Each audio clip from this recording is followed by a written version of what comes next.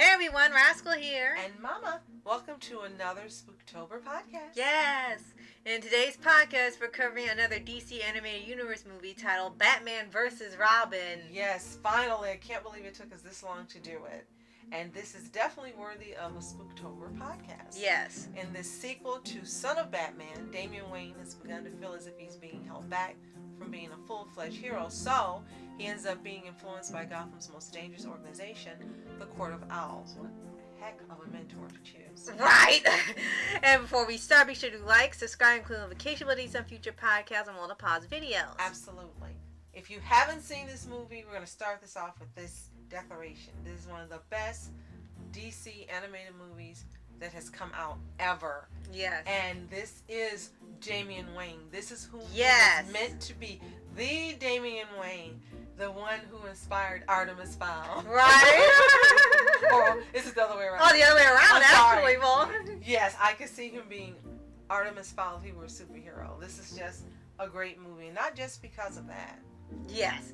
And it really is more satisfying for us to rewatch this because lately they have been changing Damian to be more like his mother, Talia al Ghul.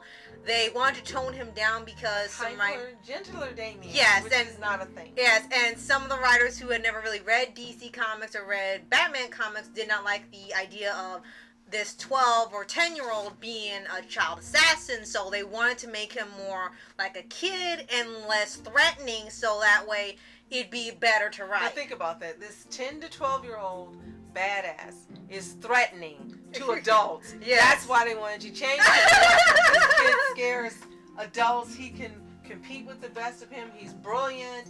All of these things. And it's like, they're like, no, we can't have this. Let's dumb him down. And in some written versions, they have dumbed him down, and they're not enjoyable reads. But Yeah. this is the Damian that fans of DC and fans of the character like us are used to and really want back. Yes.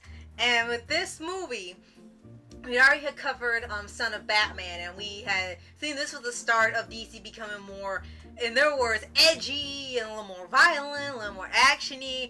But at least say for this, there was a story. It wasn't just nonsense, stabby the whole movie. There was a lot of stabby, but it wasn't just because they wanted to. And the movie even opens up with something really dark. As you can see here. Right, and it has Weird Al Yankovic actually starting as a one-time villain in the beginning. And he had the audacity to go in and voice Milo Murphy. Yeah, After this. Right, so it was like, maybe stick to singing. It was a nice surprise, but the villain was really dark, kind of gruesome, and Which you'll means see. he did a really excellent job at playing the villain, because Right. we were so stunned to see his name in the credits. You don't recognize his voice. Totally different vibe, totally different portrayal. He did an excellent job. Yes, and this action leads to the introduction of Talon when it comes to a point where Damian has to hold himself back from killing off villains. Mm-hmm. Because of how he was raised, he's kind of had to be more controlling of himself to not just immediately take out the person that he defeats. So Batman told him, justice, not vengeance. Right. So that's what he kept repeating to himself when he would get ready to do the wrong thing. Batman says, justice, not vengeance. Right. And he would calm himself down. Right. And then it leads to Talon coming in and just taking out the villain for him. And the whole thing becomes a sort of thing where what's the idea of justice? Is justice not vengeance, or is vengeance justice? Because it kind of picks up like what Tiger and Bunny had, where they were trying to show what was the right thing to do with villains. Like, do the villains deserve to live and just be put in jail so they can get help? Or so they just wipe them off the planet and just not deal with them anymore? And that ends up becoming like its entire plot. Batman stands for justice, Talon stood for vengeance, and Damian really had to choose. Did he really want to continue going with Batman, or did he want to give in and just make it easier by choosing vengeance? Yes. And what was really great in this, some of the best animated movies that have child voice actors, they had Stuart Allen voicing Damian Right. and Robin. Right. So it really worked. It was actually a child voice actor, not Right. an adult pretending to be one. And it just really helped to seal in how awesome this particular DC movie was. Right. For this version, we have Troy Baker as Batman. Yes. And Kevin Conroy appears, but as Thomas Wayne in Right. flashbacks, So- not as the Batman so himself. sort of like an in-joke. We have Robert Atkin Downs, Great Griffin, Sean Marr, Jason O'Mara, David McCallum, even Andrea Romano makes an Yes. appearance.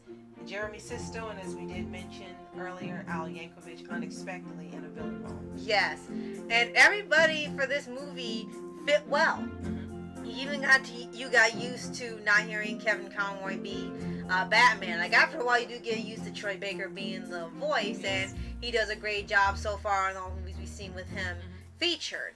And I really like that for Stuart Allen, they didn't do like other studios and get rid of him when he got older. They kept him on the entire time of the DCAU and just aged up Damian slowly as it went on. Because you can see Damian's getting older by the time he gets to the end, and his voice is changing. So instead of just replacing him with another kid and keeping him young, they just had him age along with his voice actor. So they really intended on him staying Damian the whole time. They even had a child actor, Griffin Gluck, I think that's his name, as young Bruce. So Yeah. I love that they actually employ child actors to do the children's voices. Right. You know, in anime, you've got people that are experts, they sound like children. Sometimes not as convincingly, but most of the time, yes. But I really do like it when they use child voice actors and they portray the children.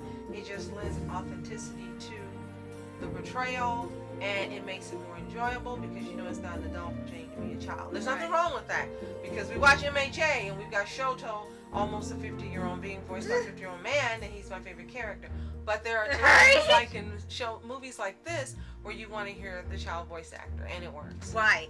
And for the story itself, it seemed like it's more just straightforward. It's just finding out about the Court of Owls, and we haven't seen live action yet, and I think this is what inspired a lot of people to want to see that on a theatrical screen. The movie's not long, it's only a little over an hour, but it doesn't feel like you're watching just over an hour. No, it doesn't. It doesn't feel like you're watching a DVD movie, it feels like you're watching an actual regular, feature-length film. And for here, you'll find out who the Court of Owls are, and they're not just the typical shady organization in the shadows and stuff, which I think where Ouroboros came from for Tiger and Bunny. Definitely. I think that they really want to show more than just Joker or Freeze or Ivy or just the people you always see in the Batman Rogues Gallery. Like with Son of Batman, you had Deathstroke, and that was it, and you really didn't see him much for Batman. But for here, they went with a whole nother thing. Instead of just buying the typical Rogues Galleries you see every single movie, they actually had a whole group that had never been put into animation, not even for the animated series. So this really stepped it up to show like they would have more tactical, intelligent villains, not just crazy butt Joker just on a murdering spree, or someone thinking they're trying to save the world, or someone after their own vendetta and all that. It was actually something different to have this group be as a majority of antagonists. Yes, and the animation is Young Justice style, so you'll recognize it when you see it. If you haven't seen it before, you'll recognize, hey, this is the Young Justice artist. Right. And it's just a fantastic movie. It's one you've got to see if you are a true Batman fan, if you're a DC fan of the DC animated movies, and somehow you've missed seeing Batman vs. Robin, you got to see it. Yes. And is it online on YouTube? Yeah, last time I checked, they had a channel that kind of breaks up into parts, and someone had made a playlist of all the parts put together, and it plays as one film, and you watch the playlist. You can also purchase it on Amazon. I think it's under $10. So Yeah. if you want to own some while you still can, before Warner Brothers ruins everything, Right. I advise getting this and Son of Batman as well. And be sure to join us for Batman Hush, as well as Batman The Long Halloween. Right. We can't wait to review these and let you know what we think of them as well. Right. So if you have seen Batman vs. Robin, let us know what you think in the comments. Is it one of your favorites like ours? Do you love Damian Wayne, the real Damian Wayne Right. in this? It was a tongue twister game. Or do you prefer the kinder, gentleman, toned down version. one. Just let us know in the comments. We won't have anything to say or judge you. Right. And again, if you haven't seen it, you can see it on YouTube or purchase it on Amazon for under $10. Right. And if you haven't already, subscribe for updates, movie videos, and your favorite anime series, anime shows, and all things animation, including Batman. Absolutely. So thank you so much for watching Mask Entertainment. And Mom Entertainment. Have a fantastic day. Peace.